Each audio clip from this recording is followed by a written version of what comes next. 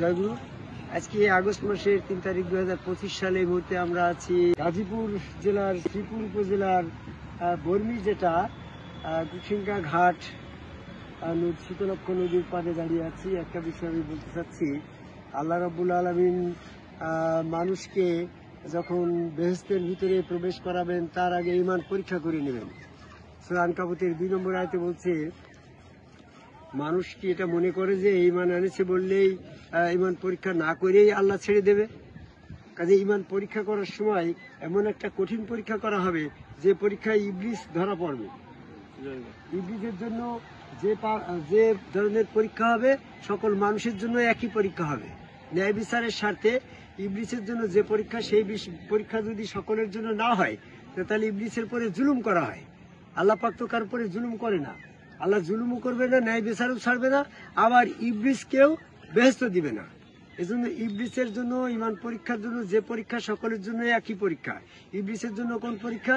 সেটা হচ্ছে আদম কাবে আল্লাহকে সেজদার মাধ্যমে ইবলিস ঈমান পরীক্ষা করে সে যে কাফের ছিল এটা প্রমাণিত করে তাকে দোজখে দেওয়া হবে। ইবলিস আবার আত্মপক্ষ সমর্থনে যুক্তি প্রদর্শন করবে। সূরা নহলের 111 নম্বর আয়াত বলবে, আমার জন্য যে পরীক্ষা সেই একই পরীক্ষা যেন সকলের জন্য হয়। এজন্য সূরা আনফালের 25 নম্বর আয়াতে বলছে, উত্তাকাল্লাহ, ভয় করো ওই পরীক্ষা, যে পরীক্ষা ইবলিসের জন্য যে পরীক্ষা সকলের জন্য সেই একই পরীক্ষা। সূরা আনফালের 25 নম্বর আয়াত। এজন্য এই পরীক্ষাটাকে আমাদের জেনে নিতে হবে, বুঝে নিতে হবে যে ইবলিসের জন্য কোন পরীক্ষা। সেটা হচ্ছে বেহেশতের ভিতরে যাওয়ার আগেই আদম কাবে আল্লাহকে সেজদা পরীক্ষা করার জন্য আল্লাহ পাক পা উন্মোচন করে সেখানে সেজদা দিতে বলবে।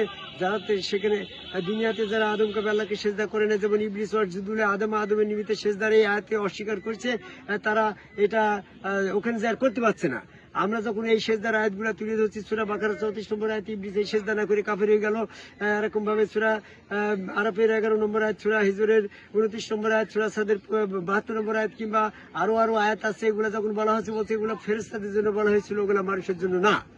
আমি স্পেসিফিক ভাবে তাদের জন্য এই আয়াতটা দিয়ে দিই, ফেরেশতাদের জন্য আয়াত আসছে। আবার ইবলিস যে আল্লাহকে সেজদা করলো না, ইবলিসের জন্য আল্লাহ পাক স্পেসিফিক ভাবে আয়াত দিলে, হে ইবলিস তুমি কেন সেজদা করলে না যাকে আমি নিজ হস্তদ্বয় দ্বারা তৈরি করলাম, সূরা সাদের 75 নম্বর আয়াত। এখন হয়তো মানুষ প্রশ্ন করতে পারে, ইবলিস ফেরেশতাদের জন্য সেজদা আদম সেজদার আয়াত দিলেন, ইবলিসের জন্য আল্লাহ আদম সেজদার হুকুম আয়াত দিলেন, মানুষের জন্য ওই আয়াত, ওই হুকুমটা, আদম সেজদার হুকুমটা, ওই সেজদার হুকুমটা, এটার আয়াত কই? এরকম একটা প্রশ্ন করতে পারে না?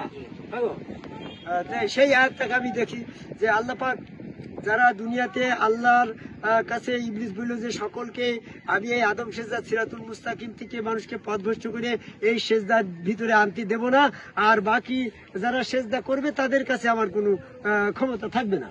তো এই কথার পর ভিত্তি করে আল্লাহ রাব্বুল আলামিন মানুষকে সাবধান করে দিল যে মানুষ তোমরা সাবধান হও, ওই ইবলিসের অনুসরণ করো না, ও তোমাকে প্রকাশ্য শত্রু। ও যে সেজদা করে নাই সেই সেজদা করে তুমি আল্লাহর নিকটবর্তী হয়ে যাও।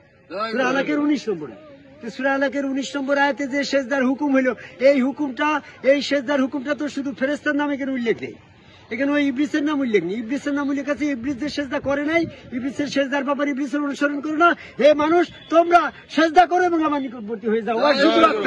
তাহলে এই সেজদার আয়াতটা তো ফেরেশতাদের জন্য হুকুম হয় নাই, এই সেজদার আয়াত তো ইবলিসের জন্য হুকুম হয় নাই। বরং ইবলিস যে সেজদা করে না তার থেকে সতর্ক সাবধানতা করার জন্য মানুষকে অবগত করে দিল যে সেজদা ইবলিস করে নাই, সেজদার ব্যাপারে তুমি ইবলিসের অনুসরণ করো না। ওয়াসজুদু ওয়াক্তারিবু, ওই সেজদা করো যে সেজদা ইবলিস করে নাই। সেটা কোন সেজদা? ইবলিস আসমান জমিনে যা কিছু আছে সকলে আল্লাহকে সেজদা করে। তাহলে ইবলিস তো আল্লাহকে সেজদা করেই। সূরা রাদের 15 নম্বর আয়াত। তাহলে ইবলিস কোন সেজদা করে নাই? সেই সেজদার আয়াত, সেই সেজদার আদেশ এই আয়াতে বলা হইল। তাই তো শুনি বলি, তোমরা বুঝতে পারছো কোন সেজদা করে নাই? ওয়াসজুদুল আদমের নিমিত্তে সেজদা সে করে নাই। এই জন্য আমাদেরকে যারা বলতেছে বেহেশতের ভিতরে যাওয়ার আগে ঈমান পরীক্ষা হবে, সেই ঈমান পরীক্ষাটা হবে আল্লাহ পাকের পা উন্মোচন করে পায়ে সেজদা দিতে বলা হবে, তারা সক্ষম হবে না যারা দুনিয়াতে আল্লাহর পায়ে সালিম অবস্থায় সেজদা করে নাই। সূরা কালামের 42 নম্বর আয়াত।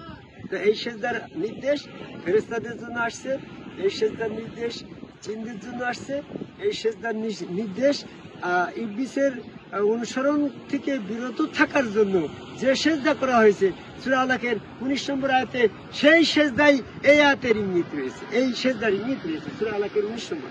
তাই সকলের দৃষ্টি আকর্ষণ করে আমি বলতে চাই যে যারা বলছে যে মানুষকে সেজদা করা যাবে না, আমরা আসলে মানুষকে করছি না। ফেরেশতাও মানুষকে করে নাই। ফেরেশতা আল্লাহ পাকের সামনে, ফেরেশতার সামনে যখন আল্লাহ দণ্ডায়মান হইল মানব সুরতে, আদম সুরতে, তখন ফেরেশতারা আদমের ভিতরে স্বয়ং আল্লাহকে সেজদা করছে। হয়তো একটা প্রশ্ন করতে পারে যে এই আদম সেজদা তুমি মানুষের পরে চাপিয়ে দিচ্ছ, তুমি হাসিবুল হক চিশতি আরবিকের পরে এমএ পাশ করে কোরআন গবেষণা করে মানুষকে আদম সেজদা চাপিয়ে দিচ্ছ, এটা তোমার একটা ষড়যন্ত্র, ভুল। আমি বলি যে এটা যদি হয় তাহলে তারা যদি আমাকে প্রশ্ন করে আপনি বলেন তো কোন মানুষ প্রথমে আদমকে সেজদা করছিল? আদম সুরতে আল্লাহকে প্রথম সেজদাটা কে করছিল? সেক্ষেত্রে একটা অ্যান্সার কি আসতে পারে না? সেটা হচ্ছে আদমের সামনে যখন আদম রূপী আল্লাহ স্বয়ং দণ্ডায়মান হইল সূরা বাকারার 35 নম্বর আয়াত, সেখানে আদম রূপে আল্লাহকে প্রথম সেজদা করেছিল আদম এবং হাওয়া। তাহলে সেখান থেকে আমাদের মানুষে আদম রূপী আল্লাহকে সেজদা করার বিধান চালু হয়েছে। এই আল্লাহ পাকের বিধানের কোনো পরিবর্তন নেই।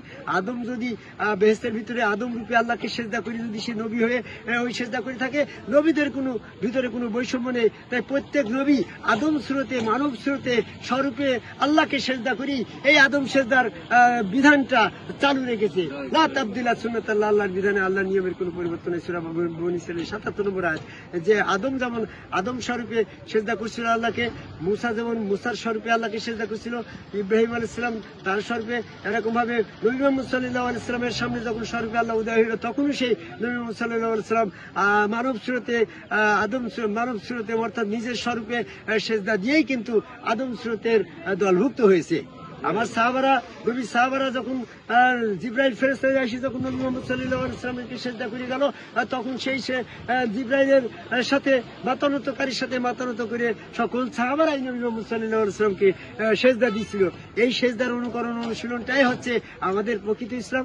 এই সেজদার ইসলামটাই আল্লাহ পাকের পছন্দের ইসলাম। এই জন্য সূরা ইমরানের 85 নম্বর আয়াতে বলল একমাত্র আল্লাহর পছন্দের ধর্মটাই হচ্ছে ইসলাম ধর্ম। আল্লাহর পছন্দের ধর্ম কি? এই আদম সেজদা, যেটা আদমকে সেজদা করার জন্য ফেরেশতাদের নির্দেশ করলো, আদমকে সেজদা করার জন্য ইবলিসকে বলল সূরা সাদের 75 নম্বর, আর মানুষকে বলল তুমি ইবলিসের সেজদার ব্যাপারে ইবলিসের অনুসরণ করো না, যে সেজদা ইবলিস করে নাই ওয়াজুদু ওয়াক্তারিব, ওই সেজদা করলে আল্লাহর নিকটবর্তী হয়ে যাও। ইহাই কালা হাযা সিরাতুন আলাইহি মুস্তাকিম, এটাই সিরাতুল মুস্তাকিম। যে সিরাতুল মুস্তাকিম আদম সেজদা, সেই সেজদার মাধ্যমে আল্লাহর নিকটবর্তী হওয়া যায়, সূরা আলাকের 19 নম্বর আয়াত। আর সিরাতুল মুস্তাকিম ওইটা যে পথ দিয়ে আল্লাহর নিকটবর্তী হওয়া যায়, সেটা হচ্ছে সূরা হিজরের 41 নম্বর আয়াত। কাজেই সিরাতুল মুস্তাকিম সম্পর্কে যত বিভ্রান্তি থাকুক, আদম স্রোতি আল্লাহ পাকের সেজদা, আদম কাবাই আল্লাহকে সেজদাই সিরাতুল মুস্তাকিম, এই পথে আসার জন্য আমি সকলকে আহ্বান করি। জয় গুরু।